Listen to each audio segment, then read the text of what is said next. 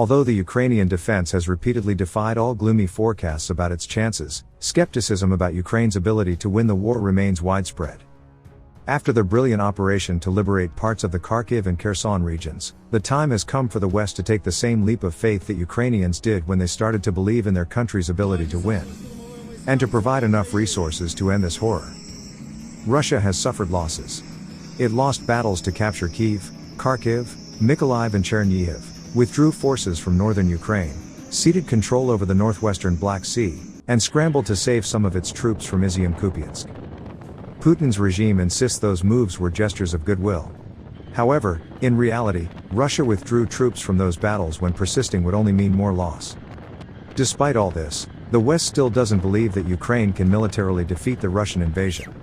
This belief predates February 24th, but it is not based on facts and neutral military analysis. This sentiment contends that Russia is just too big and too strong to be defeated militarily, thus, all the predictions that Ukraine would fall within days or weeks. Yet, no matter how often these assumptions were shattered, this belief persists. There are politicians in the democratic world who openly believe in Ukrainian victory, while others stick to their old fear of Russian might. Swiftly and diplomatically ending this war would have been wonderful, but Moscow doesn't have words of concession or compromise in its vocabulary. Realistically, honest negotiations depend on Russia's military power degrading to a point where it cannot achieve any of Putin's goals in Ukraine. We can get to that point. And we must, as soon as possible. There is no doubt that Russia had colossal stockpiles of weaponry and ammunition. But, the backbone of the Russian military power comes from Soviet times and these stockpiles have limits. When Russia runs out of its crucial stockpiles, it will not be able to continue its war of aggression against Ukraine. Since May, Russia has been using missiles designed to target ships and very imprecise against ground objects. In July, Russia went further, conducting strikes in Ukraine with S-300, which are even less suited to hit ground targets and have limited range.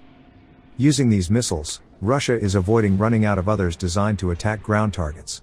After Ukraine receives promised advanced Western air defense systems, Russia will have very limited capabilities to strike deep into Ukrainian territory.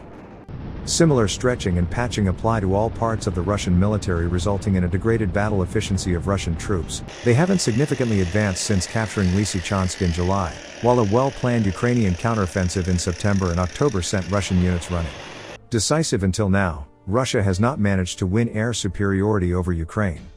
Poor intelligence, low precision and Ukrainian air defense have made the military significance of Russian missile lacking. Russian armored troops suffered colossal losses. Thus, artillery has been the decisive factor for practically all Russian advances since April. In the current war conditions, the only way for Ukraine to counter Russian artillery is with its own artillery, both by destroying Russian howitzers and rocket launchers and by disrupting the logistics of ammunition supplies. Both can be done almost exclusively by artillery. Ukraine has received a formidable arsenal of NATO standard artillery, however, it is not nearly enough. The numbers are clear. The West delivered more than 200 heavy howitzers and some lighter ones, as well as around 25 MLRS, multiple launch rocket systems. By sheer quantity, Ukraine had much more artillery before February 24th than it received from partners, over 1,000 pieces.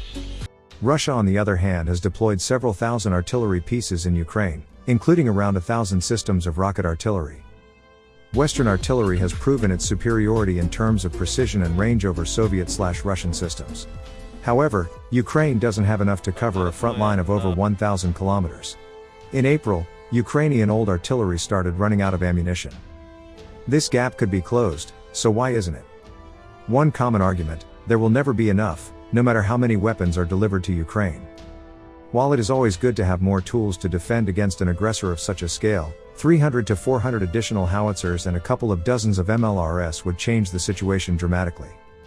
Ukraine would still have fewer defenses than Russia, but it would be enough to cover all sectors of the front line, while superior range and precision would offset the difference in numbers. That way, Russian troops would lose their last advantage. Especially, if Ukraine receives more anti-drone equipment to counter Russian reconnaissance.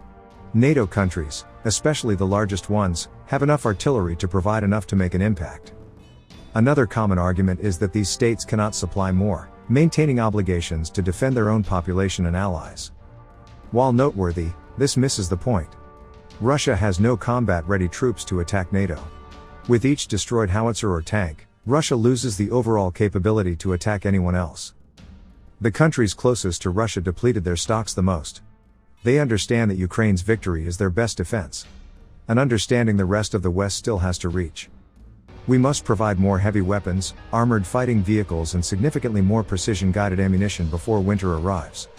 This should go hand in hand with heavy weapons training and tactical advice for officers.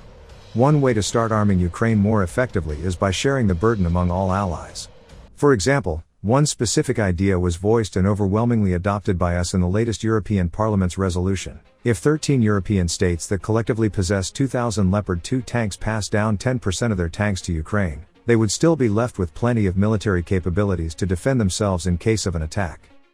Had we supplied Ukraine with more weapons, they may have been able to defeat Russia this year. Now, this seems unlikely. The partial mobilization will not magically allow Russia to defeat Ukraine, but it will prolong the war. This desperate move by Putin might patch the lack of military manpower, but it will not solve all its other problems, likely even exacerbating some, including low morale, poor organization, or old equipment. Contemporary wars are not won by masses of soldiers used as cannon fodder. Ukrainian forces can continue making big gains this autumn. With these gains, and with enough artillery and ammunition, Ukrainian forces would be able to intensify decimating Russian logistics, ammunition depots, and command and control. And that would lay the ground for the next big counteroffensive to liberate occupied territories. Meanwhile, Western countries will hopefully decide to topple Russia as the main provider of tanks and other armored vehicles to the armed forces of Ukraine.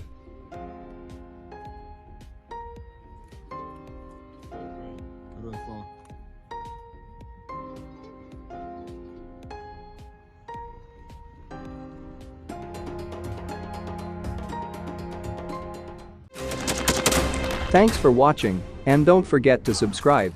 Also, if you want to support Warthog Defense, please become our member and get early access to new videos, exclusive members-only videos, and become administrator in comment section.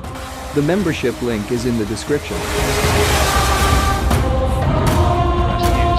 every day. We had a guy last week at 6 rescues in 6 days. He's doing the job every day.